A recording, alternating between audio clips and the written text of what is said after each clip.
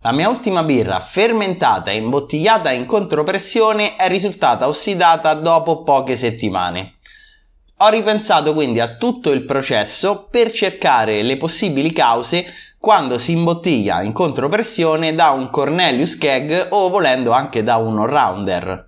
Prima di tutto, tra le varie cause ho escluso quella di dover saturare i tubi e ce ne sono tanti. Infatti ho saturato il tubo che manda CO2 dalla bombola al fusto e tutti i tubi di connessione con la pistola cinese che utilizzo per imbottigliare, sia quello che manda gas direttamente alla pistola dalla bombola, sia quello che connette la pistola all'uscita birra del fusto Cornelius Keg. Un'altra possibile causa di ossidazione che ho trovato è quella da imputare al rubinetto che utilizzavo per prelevare campioni di birra per misurare poi la densità, la FG. La mia ipotesi in questo caso è che eventuale ossigeno fosse rimasto intrappolato all'interno del tubo e fosse quindi entrato nel fusto soprattutto a fermentazione finita, quando il lievito non stava più lavorando o comunque lavorava molto lentamente e quindi non è riuscito a consumare tutto l'ossigeno che eventualmente avrei introdotto. In questo caso l'azione che ho fatto è quella di ridurre la lunghezza del tubo in modo da essere quasi certo che contenesse meno aria al suo interno e quindi meno ossigeno, anche se in linea di principio il fusto che utilizzo per fermentare è in pressione e quindi è plausibile che l'aria resti nel tubo che ha una pressione minore rispetto al fusto e quindi non entri in soluzione con la birra. Comunque, per ovviare a questo problema basterebbe lasciare attaccato il tubo continuamente durante la fermentazione, in modo che inizialmente c'è ossigeno ma viene consumato dal lievito e alla fine anche quel tubo resta saturato di birra. Poi quando si spilla si satura direttamente di birra oltre che di CO2. Quindi tra le possibili cause resta solo una cosa da considerare: l'unico momento in cui effettivamente la birra entra a contatto con un'atmosfera aperta e quindi con l'ossigeno, cioè quando stacco la bottiglia dalla pistola cinese per mettere il tappo. La conclusione a cui sono giunto è che l'ossidazione delle mie birre è dovuta al fatto che non ho tappato sulla schiuma. Per tappare sulla schiuma ci sono vari metodi, dal classico colpo della bottiglia sbattuta sul tavolo fino a quello per i più audaci che è il colpo di coltello sul lato della bottiglia, o magari per i meccanici anche con la chiave inglese. In entrambi i casi il principio dovrebbe essere lo stesso, cioè quello di creare un mini punto di nucleazione che permetterà alla birra di sprigionare la CO2 che salirà verso il collo della bottiglia e in questo modo la CO2 spingerà fuori l'eventuale ossigeno contenuto nel collo della bottiglia e in più quello spazio dovrebbe essere occupato dalla schiuma. Quindi tappando sulla schiuma, o sarebbe meglio dire mentre la birra sta schiumando, si ottiene il duplice risultato che l'ossigeno viene spinto fuori e quello spazio non viene occupato da nuovo ossigeno perché c'è la schiuma. Ho provato questo metodo, ma ho riscontrato vari problemi. Il primo è che ho un'isola di imbottigliamento un po' instabile e a forza di dare botte di bottiglia sul tavolo stavo piano piano riuscendo a spaccarlo. Ho pensato anche a dare il colpo di coltello sul lato della bottiglia, ma il mio timore è quello di ritrovarmi con schegge da tutte le parti e della birra sul pavimento da dover asciugare.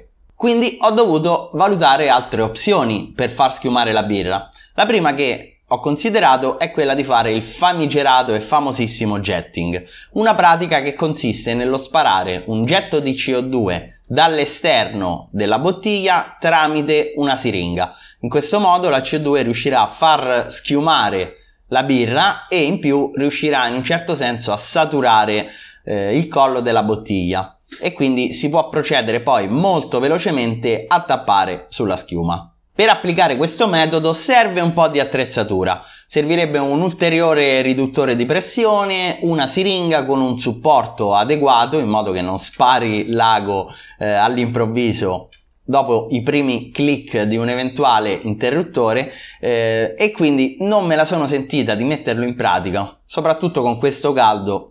non mandava proprio. L'altra opzione, simile al jetting ma utilizzata in molti birrifici, consiste nello sparare una goccia di una determinata quantità di acqua bollente all'interno del collo della bottiglia. Questa goccia deve avere una quantità esattamente determinata e una pressione, quindi una velocità già determinate. In questo modo si riesce a far schiumare la birra e a saturare il collo della bottiglia anche tramite il vapore e il calore. Per fare questa tecnica sicuramente serve ancora più attrezzatura che per fare jetting, quindi la devo escludere a priori, anche se sembra essere la più efficace, soprattutto perché viene utilizzata comunemente nei vari birrifici. L'altra cosa che serve per fare questa tecnica è una velocità nel tappare la bottiglia subito dopo aver sparato la goccia d'acqua, e questa velocità io in effetti non ce l'ho. Sono abbastanza lento nell'imbottigliare e quindi non è una tecnica che farebbe per me. Quindi in conclusione ho optato per uno strumento che riprende un po' il colpo di bottiglia sul tavolo, salvaguardando comunque il tavolino su cui lavoro, e sto parlando di un beer foamer. Questo aggeggio è venduto di solito con lo scopo di far schiumare la birra che è già stata versata nel bicchiere. Ho visto anche qualche promo che parla di questi beer foamer come dei simulatori di una birra versata dalla bottiglia come se fosse spillata alla spina. Mi sembra strano comunque paragonare le due cose, perché effettivamente anche dalla bottiglia è possibile fare la schiuma. In più, alcuni venditori li propongono come degli oggetti che permettono di aumentare e migliorare il gusto della birra tramite la schiuma. Dicono proprio il gusto della birra e dicono anche schiuma. Bah.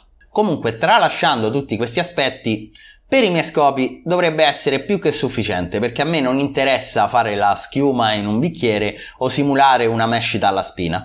Mi basta solo che la bottiglia schiumi.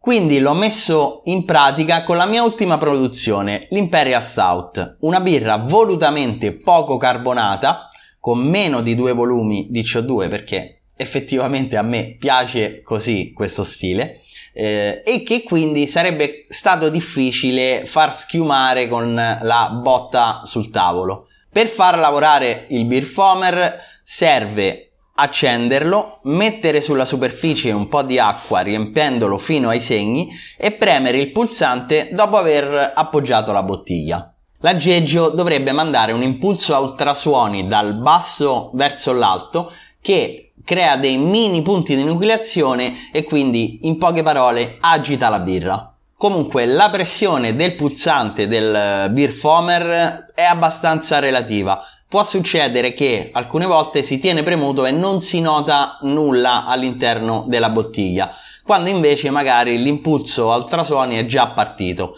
e si rischia di dover ripremere, aumentando troppo la pressione e quindi creando una schiuma che poi porta a un'inevitabile doccia di birra. Dopo averci preso la mano per un po' di bottiglie, mi sembra che il metodo migliore sia quello di dare un colpetto una volta messa la bottiglia sul beer foamer, aspettare qualche secondo se non si vede un risultato e ridare subito un altro colpetto in modo da farla continuare a schiumare a dovere.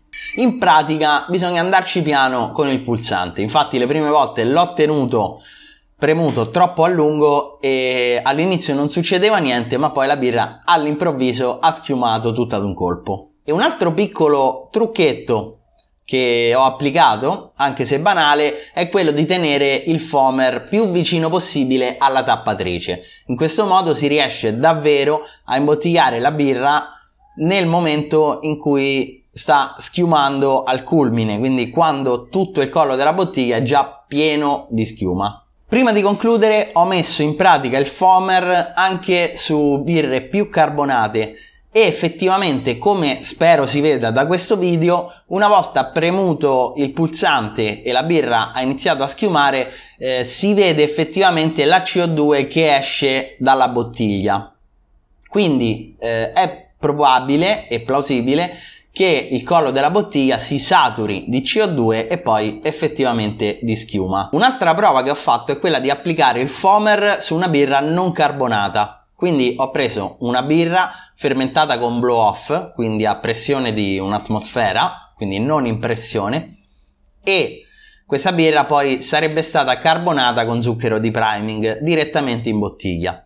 L'obiettivo era quello di far schiumare la birra uscita direttamente dal fermentatore, in modo da saturare il collo della bottiglia di schiuma e avere meno ossigeno al suo interno. E nonostante gli 0,88 volumi di CO2 già contenuti all'interno della birra, il beer foamer non è stato in grado effettivamente di farla schiumare. Eventualmente sarebbe stato necessario aumentare un po' i volumi di CO2 all'interno della birra. Ma c'è anche da dire che nel caso del priming parte dell'ossigeno contenuto nella bottiglia verrebbe rimetabolizzato dal lievito per la rifermentazione in bottiglia, quindi gli effetti dell'ossidazione rischiano di essere lievemente minori, o comunque ci accontentiamo.